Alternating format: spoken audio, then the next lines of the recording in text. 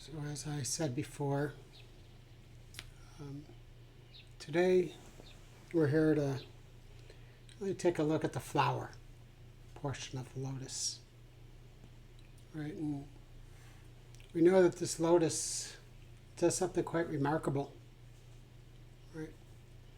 Rises up from this murky water, but the flower itself is completely untouched by that mud. And this image has long symbolized awakening. But there's something even deeper in that symbolism. That flower was always inside that seed.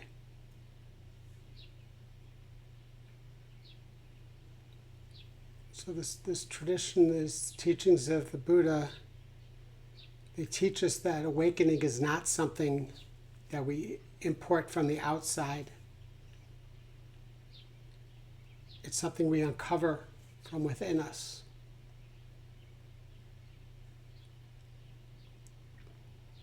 Right? In the teachings, this is called Buddha nature.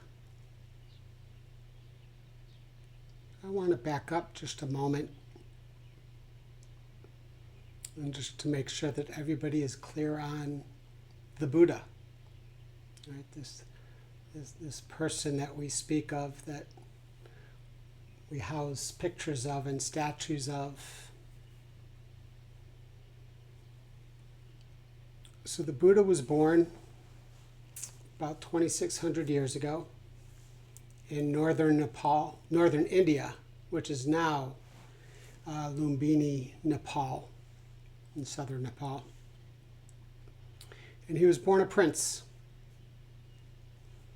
And this was Buddha, when the Buddha was born, when he was born with the name of Siddhartha Gautama. And when Siddhartha was born, the prophet said he's either going to be a great king or a great prophet. Well, his father, the king, did not want him to grow up to be anything other than a king, so he kept him sheltered within the confines of the palace grounds, attending to every possible need he may have and shielding him from everything outside the palace. And one day in his teens, he ventured out. And what he saw was birth, aging, sickness, and death. And the suffering that was associated with these by everything and everybody that he saw. Now, Siddhartha could have just kicked back and said, all right, well, I'm going to go back to my palace because someday I'm just going to roll these people from inside here and have everything that I ever want. But that wasn't in him. He became curious. If this birth, aging, sickness, and death is all normal, why do people suffer so? So a couple of years later, he set out on a quest to find the truth, to understand why, and to ultimately to alleviate this suffering.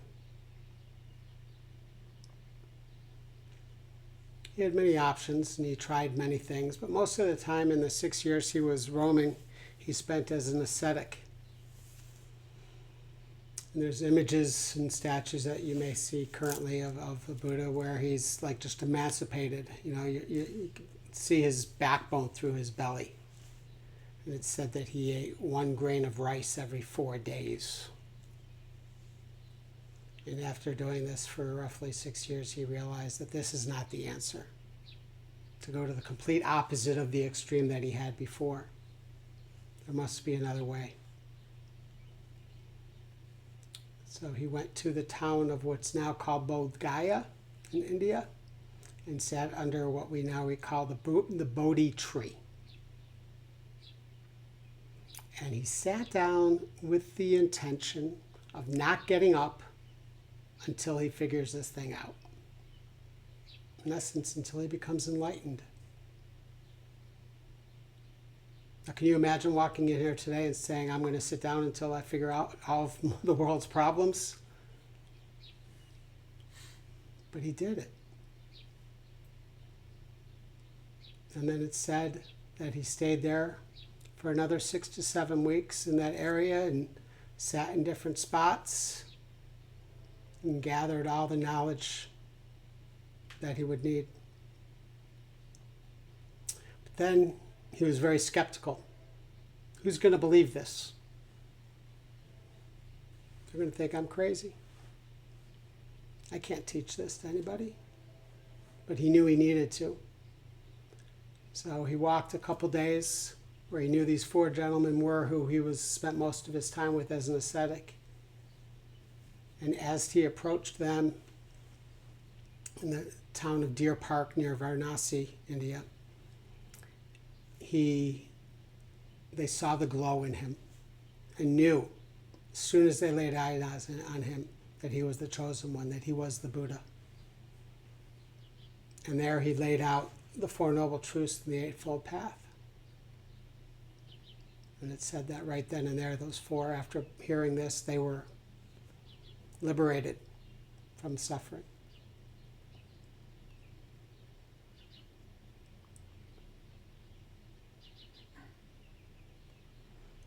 And really the core of that teaching and every teaching thereafter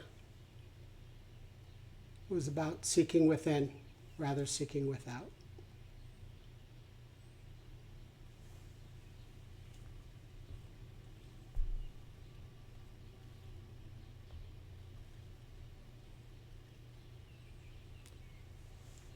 And what we've learned and what he taught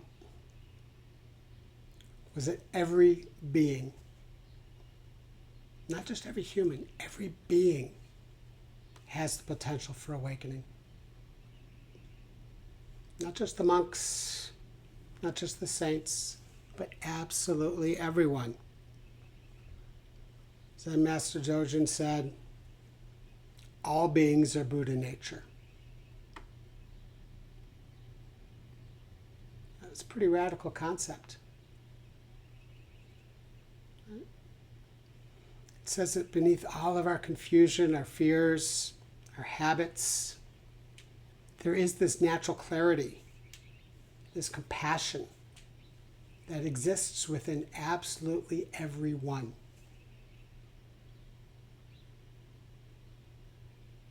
So the work of this practice is simply to uncover it, to touch it. There's a well-known Buddhist parable about a poor man who goes to visit a wealthy friend.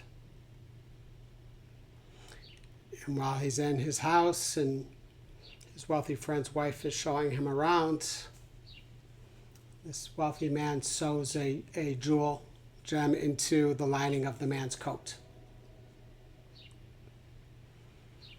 He leaves, puts the coat on, he leaves without any idea that this jewel is in there.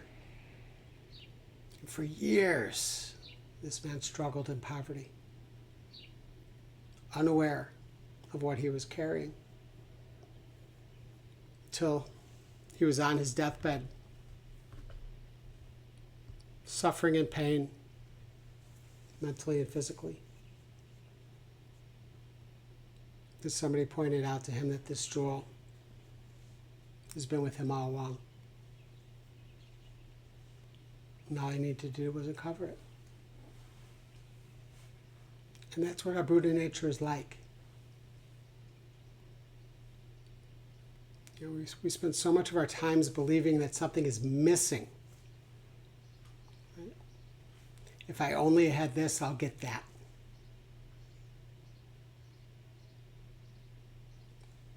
But these teachings suggest that it's always here. Pema Chodron, one of my favorite metaphors of hers, she says, your Buddha nature is like the sun behind the clouds. Right? clouds, they represent our confusion, our fear, our habitual conditioning. And when we sit in meditation, that meditation itself does not create the sun, but it allows those clouds to pass. Remember when we talked about the meditation, the shamatha, just coming back, allowing the thoughts to come and go, but keep coming back to the present moment, back to the breath. And it's from that stillness that we can begin to get a glimpse into our natural clarity. That stillness may only be a few moments, but that's enough to know that it's there, to have the proof.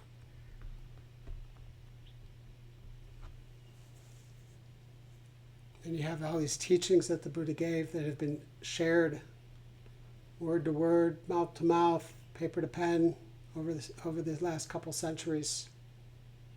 Right? You have the Noble Eightfold Path,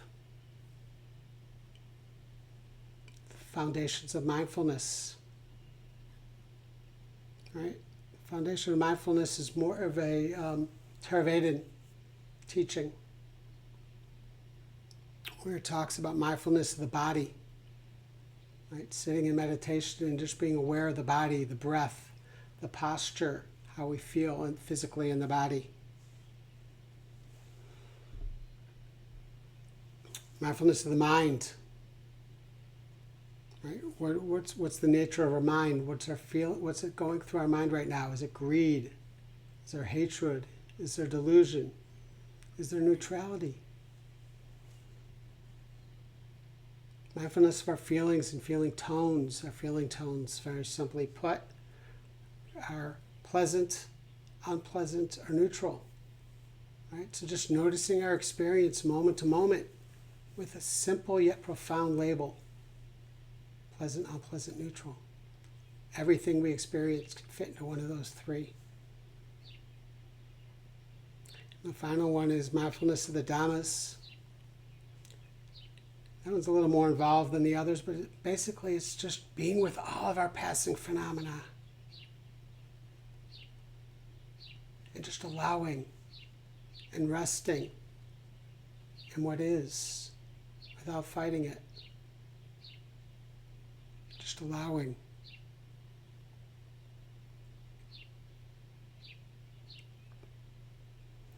And then another teaching from more of the Mahayana perspective is the four immeasurables. Practicing gratitude, equanimity, compassion, loving kindness. Right? Imagine having compassion for all beings. Right?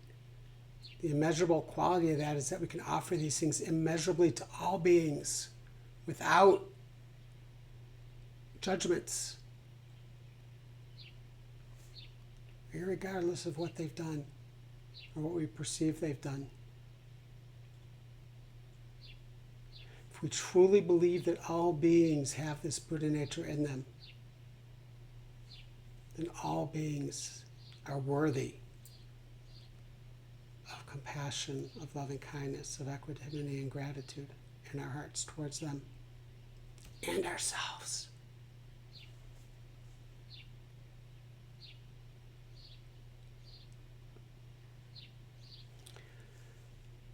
So how does this Buddha nature show up for us day to day? It's not some flash of lightning, mystical experience. Often it's quite quiet, very subtle. Maybe we notice we have more patience for others. We notice our ability to pause before reacting.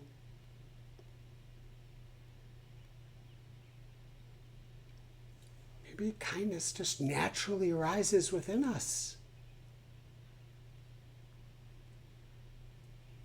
Maybe you see a deeper appreciation for some of these simple moments that we take for granted so often. These are all small blossoms of awakening.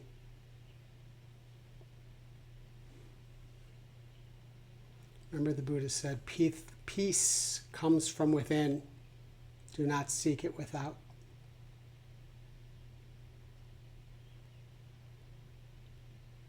So we're uncovered by first believing that it's possible. Even if there's just a hint of possibility, that's enough. Right? We uncover it through our meditation practice. By spending time on the cushion, by doing walking meditation.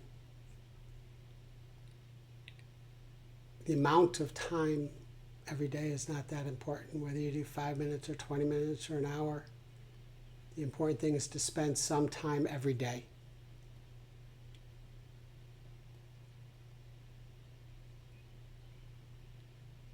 Seeing the uncontrollable nature of our thoughts. We sit down to meditate, we want to focus on the breath, and all of a sudden we're in the shopping store. We didn't do that intentionally.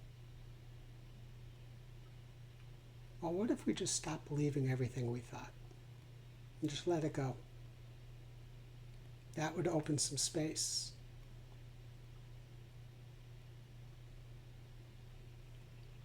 Understanding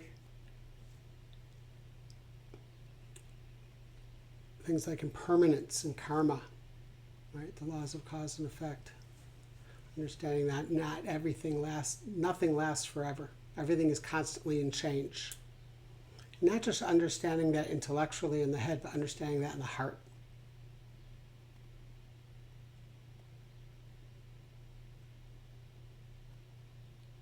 And again, cultivating and practicing compassion, generosity, equanimity, loving kindness. Let those be our guiding light for ourselves and for all beings.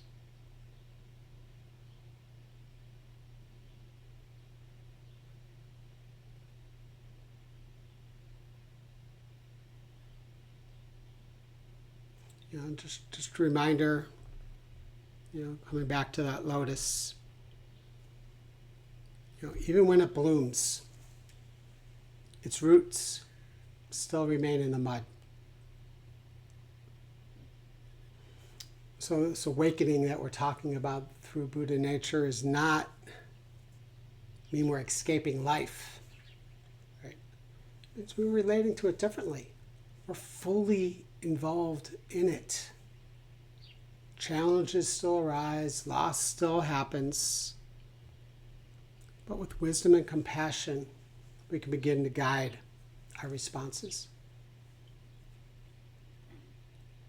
And as Thich Nhat Hanh said, understanding suffering is the beginning of love.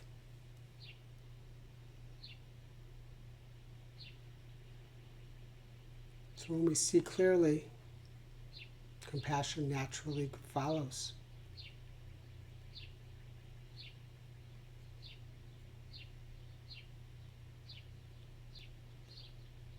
Right, so when we see pictures and statues of the Buddha,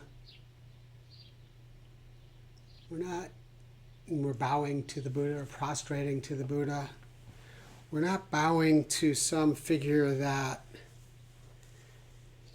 we see as almighty. We're bowing to another being that emulates what we want. We bow to each other. We're bowing to the Buddha nature within each of us.